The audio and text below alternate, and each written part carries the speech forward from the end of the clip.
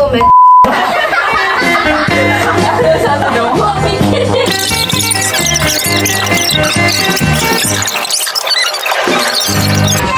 Assalamualaikum warahmatullahi wabarakatuh.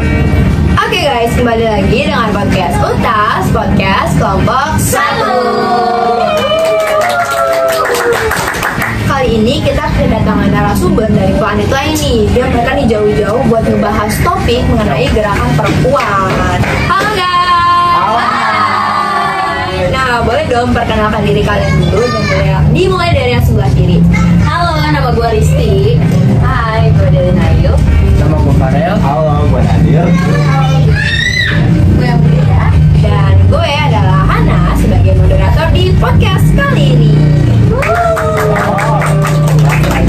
Nah, ngomong-ngomong ini kan udah mau mendekati bulan Desember ya. Karena bulan Desember itu ada nih momen spesial itu ada momentum hari ibu yang dirayakan pada 22 Desember. Dari kalian itu ada nggak yang merayakan hari ibu tersebut? Kalau gue sih ngerayain gitu, Pak. Kalau dari gue sih setiap tahunnya pasti ngerayain. Karena menurut gue itu tuh sebagai bentuk menghargai perjuangan ibu gue selama ini. Kalau gue sih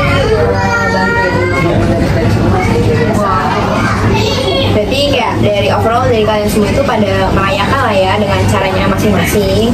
Nah, kalian sendiri tahu nggak sejarah hari ibu tuh kayak gimana? Kan kayak dia kan dirayain nih 22 Desember. Kenapa nggak bulan lain aja gitu?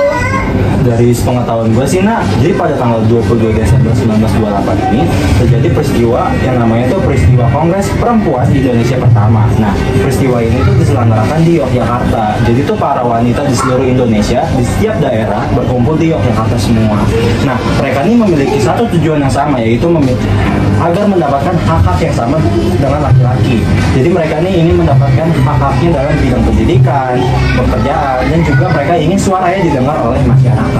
Nah, peristiwa ini tuh menjadi tonggak sejarah yang sangat penting banget bagi seorang wanita, karena perjuangan mereka ini menjadi sebuah perjuangan mereka ini tuh dan semangat mereka menjadi sebuah kobaran api lah untuk Indonesia di seluruh dunia. Jadi mereka ini pengen membuktikan kepada masyarakat Indonesia bahwa wanita itu tuh memiliki peran yang penting untuk membangun bangsa Indonesia ini. Terus itu kan tadi kan Nadia ngomong kalau kongres ini tuh diadain buat emang kayak buat memperjuangkan hak-haknya gitu ya. Nah, hubungannya sama hari ibu di 22 Desember itu apa? Jadi tuh mungkin lebih ke yang pertama tuh untuk mengenang jasa-jasa para pahlawan ya. Jadi kan mereka udah memperjuangkan hak-hak perempuan di Indonesia. Terus kita juga bisa menghargai para pahlawan ini. Mereka juga kan udah memperluas hak-hak perempuan lah di Indonesia. Terus juga dengan adanya Hari Ibu ini, jadi para pemuda di Indonesia, khususnya para perempuan ini menjadi terinspirasi lagi untuk berjuang lebih semangat lagi mencapai cita-citanya. Terus juga 22 Desember ini diperingati Hari Ibu tuh nggak cuma buat liburan semata aja ya, tapi itu buat kita sebagai mengeluarkan rasa kasih sayang kita kepada perempuan di sekitar kita. Terus juga kita juga bisa mempelajari sejarah-sejarah yang ada di Indonesia, khususnya perjuangan perempuan di Indonesia. Jadinya tuh kita bisa meneruskan perjuangan itu tersendiri. Terus juga para pemuda di Indonesia ini, khususnya untuk perempuan, juga menjadi lebih tangguh lagi dan berani lagi untuk menggapai mimpinya, terutama untuk menggapai kesuksesan.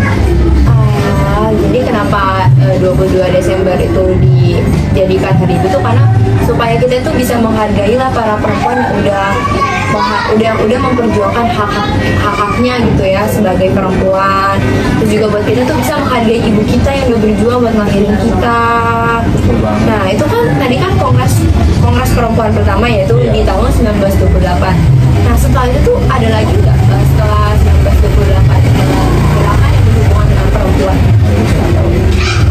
Setahu gue selain adanya Kongres Perempuan pertama pada tahun 1928 ini, pada tahun 1950 juga ada yang namanya Gerakan Wanita Indonesia. Nah, sebelumnya kalian tahu nggak sih asal mula dari adanya Gerakan Wanita Indonesia, atau kenapa sih gerakan itu bisa terbentuk gitu? Apa itu ya? Nah, kalau menurut gue ya, Gerakan Wanita Indonesia ini adalah organisasi wanita yang berdiri pada tanggal 4 Juni 1950. Nah, pada 1950 ini 6 wakil organisasi di Indonesia ini berkumpul di Semarang, yang dimana ke-6 wakil organisasi ini berasal dari organisasi yang berbeda. Ada Rukun Putri Indonesia, ada Persatuan Gerakan Sedar atau dari Surabaya, kemudian ada Istri Sedar dari Bandung, kemudian ada Wanita Madura dari Madura, ada juga Gerakan Wanita Indonesia atau Gerwindo yang berasal dari Kediri, dan yang terakhir ada Perjuangan Putri Republik Indonesia. Nah, ke-6 wakil organisasi tersebut mereka ini bersepakat untuk mendirikan Gerakan Wanita Sedar atau Gerwis, yang kemudian dia itu diganti menjadi Gerwani. Nah, terbentuknya Gerwani ini berfokus pada isu-isu perempuan dalam nasionalisme. Jadi salah satu isu perempuan yang mereka perjuang itu untuk mendorong perubahan undang-undang perkawinan atau undang-undang perkawinan dan isu poligami yang dianggap itu tidak adil bagi perempuan.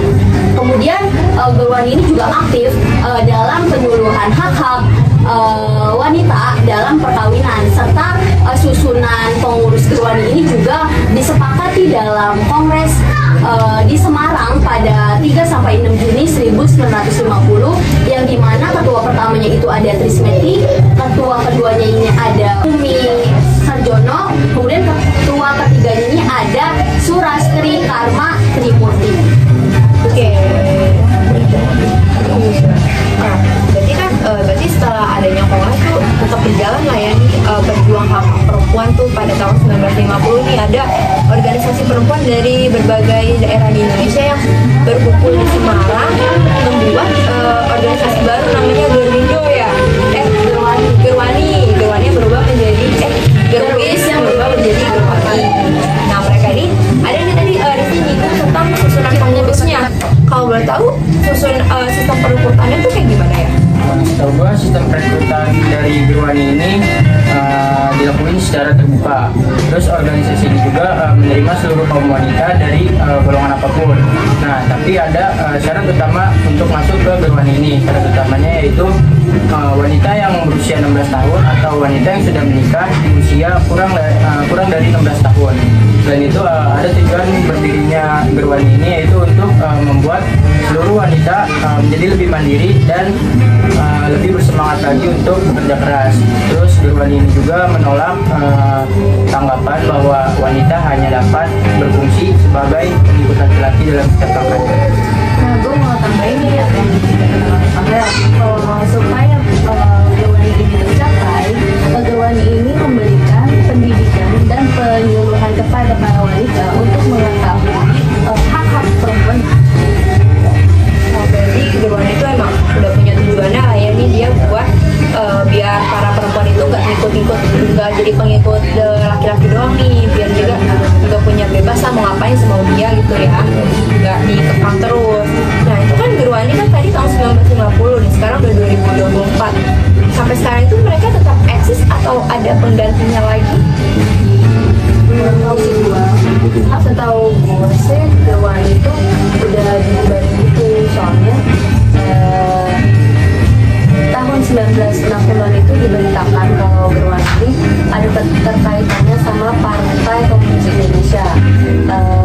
Keterlibatan mereka ini makin terlihat pas peristiwa Lubang Buaya, karena terlihat banyak sih beberapa anggota Gerwani ini turut hadir dalam di lokasi itu.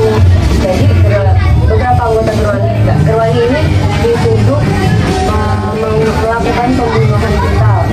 Contohnya salah satunya kayak memutilasi para jenderal gitu. Jadi pas Pak Soeharto udah naik jadi presiden, beliau ini nggak menginginkan adanya Gerwani lagi karena tragedi itu. Seru banget nggak sih? Ya, ikut-ikutan komunis. Nah, pada masalah komunis harus yang dimana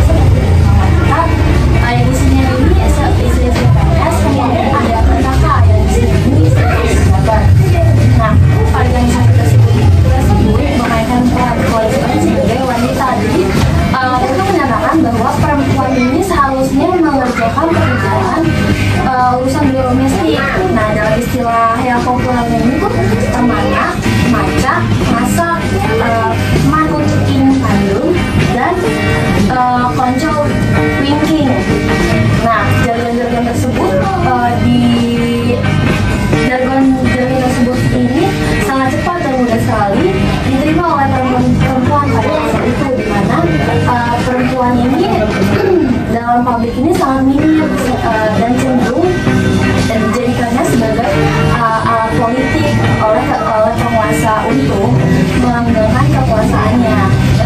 Itu tuh sekitar 32 tahunan gitu loh guys. banget ya sih. Kayak 32 tahun. Berarti selama 32 tahun sama masa Orde Baru para perempuan cuma doang,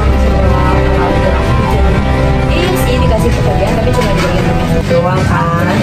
Terus, nah itu kan tadi kan sama masa Orde Baru ada di 1998 kan ada namanya reformasi ya.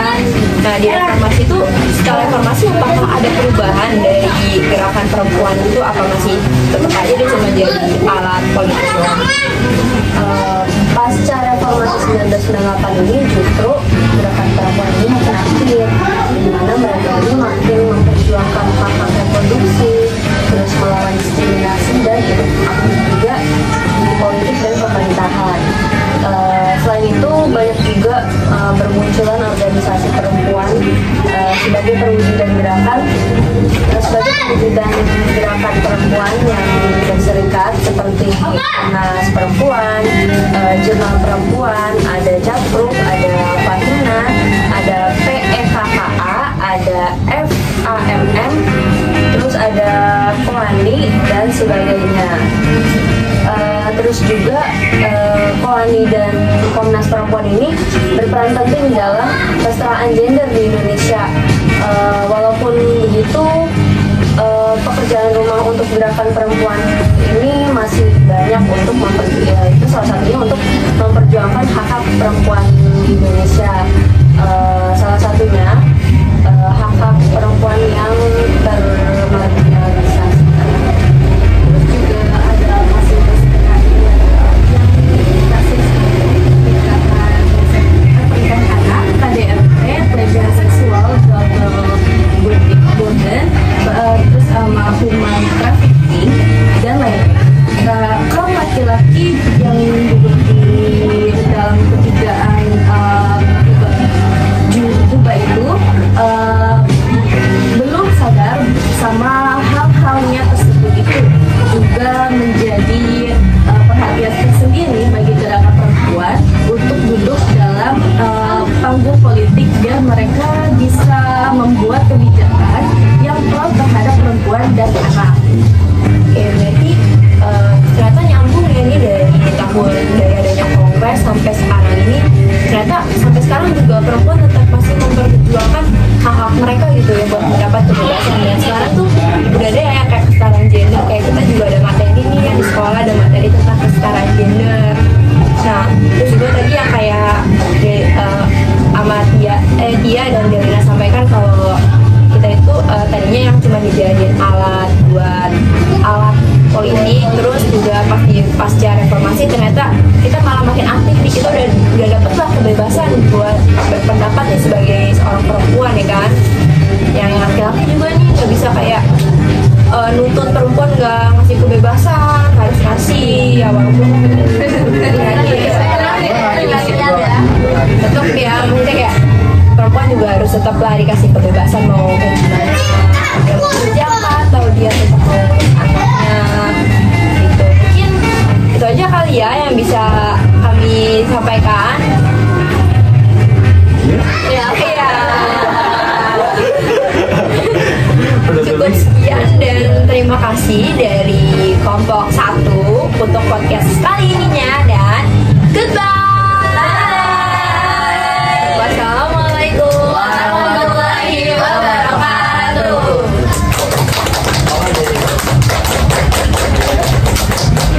Udah. Alhamdulillah. Ada si Rizky.